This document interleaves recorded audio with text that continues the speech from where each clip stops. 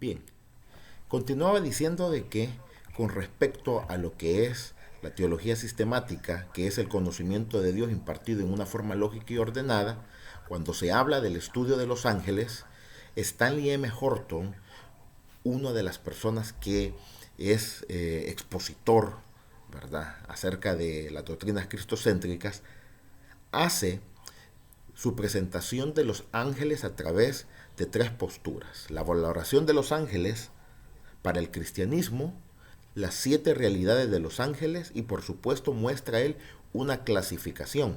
En el caso de la valoración de los ángeles para el cristianismo, se dice por parte de Stanley M. Horton que el testimonio, la función o la obra de los ángeles es un ejemplo que la iglesia cristiana o la comunidad cristiana debiese de seguir, adoptar y aprender. En el caso de ellos muestra de que los ángeles enseñan lo que es la humildad, es decir, la sumisión a Dios. Muestran también lo que es la confianza, la seguridad y la calma, en el sentido de que en los momentos de crisis o en los momentos apremiantes, donde se les ve a los ángeles en algún tipo de lucha espiritual o en el momento de ver la espera de los procesos de Dios para el cumplimiento de las profecías o de la palabra, pues ellos muestran lo que es calma, seguridad o confianza. Se dice también de que un ejemplo de los ángeles para la comunidad cristiana es la responsabilidad, es decir, el sentir, el deber ser de cumplir las órdenes o los mandamientos de Dios. Él habla de la fe de los ángeles como un sano optimismo, teniendo en cuenta de que la actitud también es muy importante a la hora de emprender lo que es la voluntad de Dios, y de ahí se decanta de que los ángeles también nos dan ese testimonio. Ahora, se habla también de un concepto correcto y cristiano de nosotros mismos. Cuando se habla del estudio de los ángeles, Stanley M. Horton habla de que es importante también para la formación del carácter aquellos elementos y aquellas características que los ángeles muestran, dándonos a entender que si ellos están cerca de Dios o si la Biblia revela que están cerca de Dios, pues también se debe de tener ese concepto correcto acerca de sí mismo. Y es ahí donde Stanley M. Horton habla de adoptar pues también esa característica. Ahora bien, Stanley M. Horton especifica de que los ángeles también tienen una participación importante en lo que es la historia de la salvación. No hay que confundirse, no que diga que los ángeles salvan, todo lo contrario, claro que no.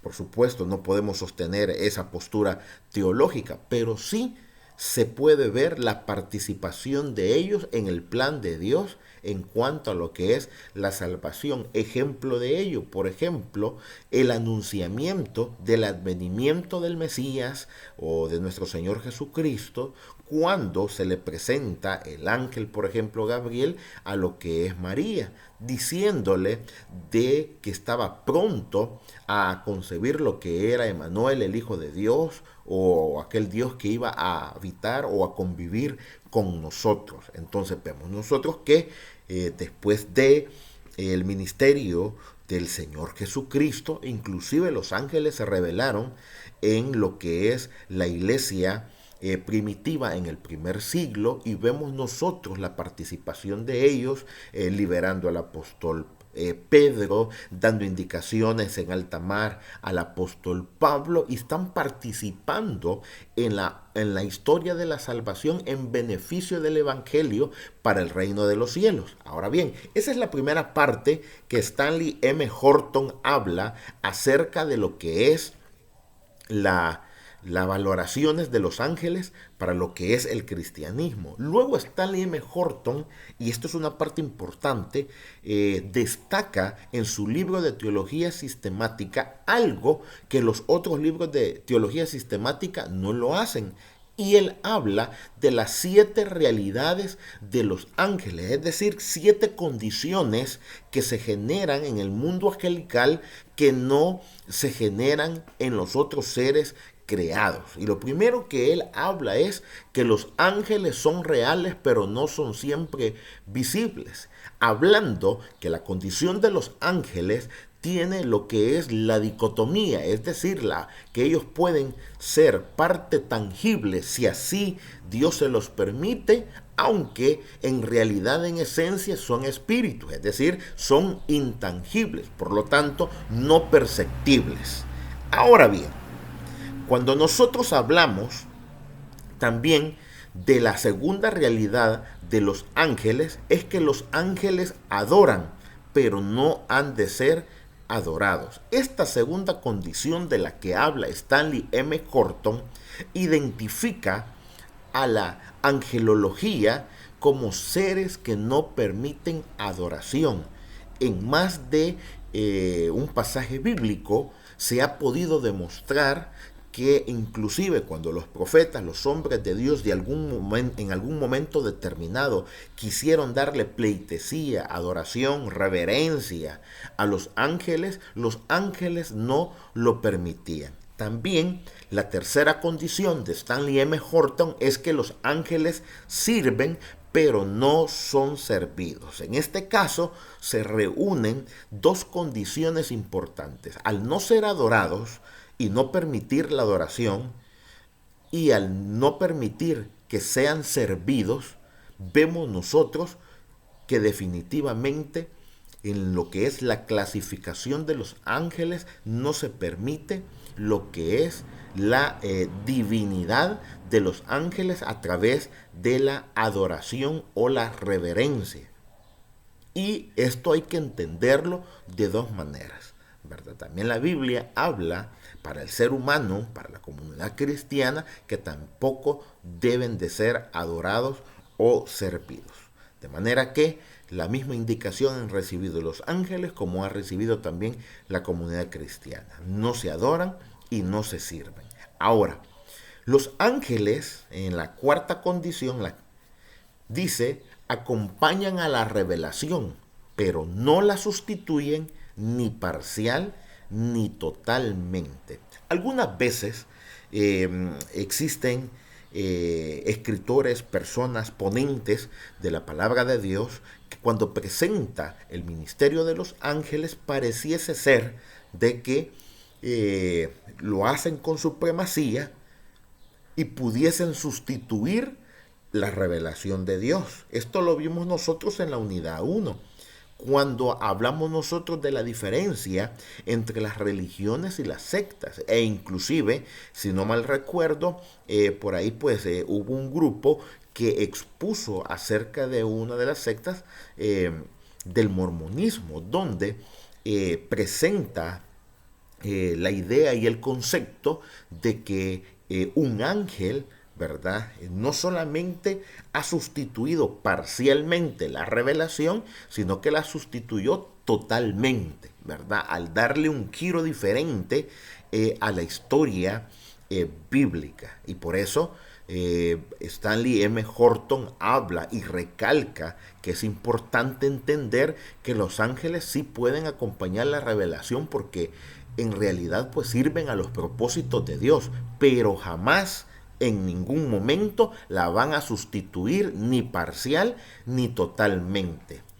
La quinta condición de las realidades de los ángeles que muestra Stanley M. Horton es que los ángeles saben mucho, pero no lo saben todo. Dentro de las características y los atributos de Dios, estudiamos que Dios es omnisciente y que el segundo atributo con respecto a esa relación es que Dios tiene sabiduría, que Dios lo sabe todo y que puede utilizar el conocimiento de manera correcta, adecuada y genuina. Sin embargo, Stanley M. Horton habla de que los ángeles, por mucho que sepan o por mucho conocimiento que logren albergar desde el momento que fueron creados hasta este día, no significa que ellos lo saben todo. No pueden discernir los pensamientos, no pueden discernir las intenciones del corazón, no conocen la finalidad y el desarrollo de las revelaciones y las profecías bíblicas, y tampoco saben, ¿verdad?, el conocimiento que Dios Todopoderoso tiene.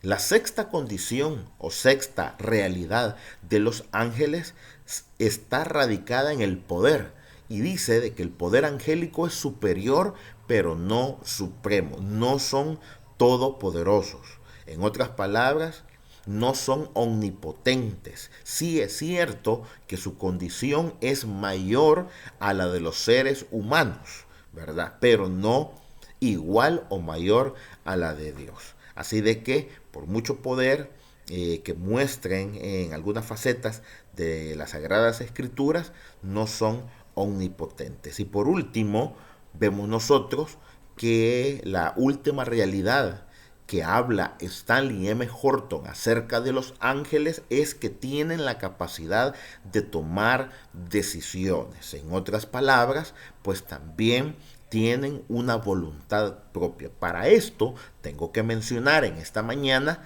que ejemplo de que los ángeles puedan tomar decisiones definitivamente es el hecho que las Sagradas Escrituras muestren al momento, por ejemplo, que existen los espíritus caídos o los ángeles caídos, que tomaron su propia decisión, resistieron el plan de Dios, resistieron la obediencia a Dios, y uniéndose a lo que era la iniciativa de Satanás, pues se rebelaron en contra de Dios. A esta revelación en contra de Dios muestra finalmente que efectivamente los ángeles toman decisiones.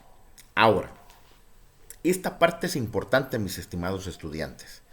La tercera parte de Stanley M. Horton muestra lo que es la clasificación de los ángeles. Por favor, debemos de entender que cuando hablamos nosotros en la teología sistemática acerca de los ángeles, no estamos hablando de jerarquías. Es decir, que en la teología sistemática vamos a estudiar a los ángeles no de mayor a menor ni de menor a mayor, porque entonces se estaría estudiando por jerarquía. Lo vamos a estudiar por clasificación, es decir, que cada grupo de ángeles tiene una función particular. Por eso es que cuando se estudia a los ángeles, se estudia como clasificación. Ahora bien, cuando hablamos nosotros de la clasificación de los ángeles que muestra Stanley M. Horton, él habla acerca de lo que es el ángel del Señor. El ángel del Señor, conocido también como ángel de Jehová, ¿verdad? Y hace una breve mención acerca de lo que es la revelación de Jesucristo en el Antiguo Testamento. Luego de eso habla de unos seres angelicales llamados protectores y que tienen una función específica que se muestra en la Biblia de alguna manera de salvaguardar o de proteger o de vigilar que el lugar o los lugares o las cosas que están consagradas a Dios permanezcan en consagración, ¿verdad? Y que resisten cualquier muestra de lo que es pecado, desobediencia o resistencia a Dios. Luego de esto, la clasificación de Stanley M. Horton se refiere a los serafines como aquellos seres ardientes, como seres angélicos que están llenos de la cabeza a los pies de fuego, y la función de ellos es proclamar lo que es la gloria de Dios también hacia la tierra.